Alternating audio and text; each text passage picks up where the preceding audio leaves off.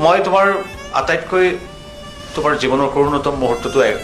দুটা ওচৰা ওচৰকৈ দেখিছোঁ আমি অনুষ্ঠান পৰিৱেশন কৰিবলৈ গৈ থাকোঁতে জংকি যেতিয়া ঢুকাল তোমাৰ মনত আছে আমি তোমাক মই আমাৰ বাছখনলৈ লৈ গুচি আহিছিলোঁ পিছফালৰ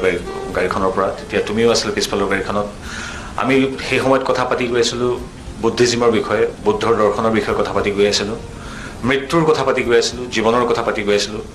আৰু ঠিক সেইটো হঠাতে এটা শব্দ শুনিলোঁ আমি গাড়ীখন ৰৈ গৈছিল তোমাৰ মনত আছে তেতিয়া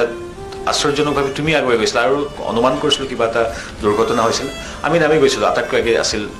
আছিলা তুমি আৰু আশ্চৰ্যজনকভাৱে অতি দুখজনকভাৱে সেই দুৰ্ঘটনাগ্ৰস্ত গাড়ীখন আছিল আমাৰ নিজৰ গাড়ী আমি সেই দুৰ্ঘটনাটোত আমাৰ অতি মৰমৰ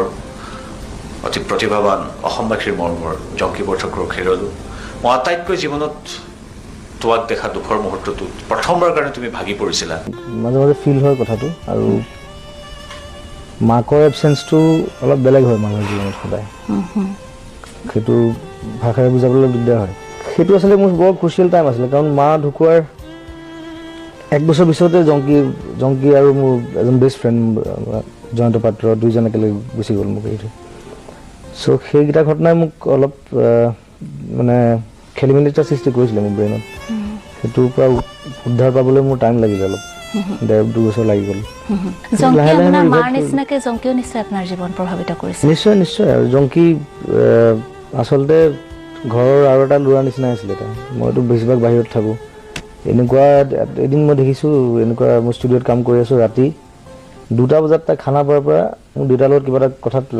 লাগি খানা পোৱাৰ পৰা খোজকাঢ়ি পেলাই ডিজিলৈ গুচি আহিলে ৰাতি 2টা বজাত তেতিয়া ফুল মিলিটাৰী চলি আছে মিলিটাৰী কিবা অপাৰেশ্যন চলি আছে তো মই বহুত গালি পাইছোঁ খোজকাঢ়ি বোলো ইমান ৰাতিখন শ্বি ৱাজ কোৱাইট য়াং দেন গতিকে তাই সেই সাহসটো আছিলে তাই কৈছে কোনে কি কৰোঁ মই একো নাই মোৰ খং উঠিলে মই গুচি আহিলোঁ সেই অভঙালীটো তাইৰ মাজতো আছিলে যিটো মোৰ মাজতো আছে তাৰমানে গতিকে সেইবোৰ কথাত মিছ কৰোঁ তাইক মই যথেষ্ট সেই ঘটনাটো আপুনি এতিয়া কি হিচাপে ল'ব ভাগ্য বুলি ল'বনে আপোনাৰ চবৰে ধৰক ভাগ্য অদৃষ্টৰ লিখন মই তাইৰ চিটত মই বহি আছিলোঁ মই 10 মিনিট আগত নামি মই বাছত থৈ দিছিলোঁ আৰু জংকিৰ সেই আৰু গতিকে মই কি বুলি ক'ম এতিয়া কথাটো মই এটা কথা জানো যে লাইফ ইজ আনপ্ৰেডিক্টেবল কেতিয়া কি হয় কোনো নাজানে চ' ইটছ ফ্ৰেজাইল এনেকৈ ভাবিব লাগিব সেই সময়খিনি যদি আমি এতিয়া বিচাৰোঁ বা ৰোমন্থন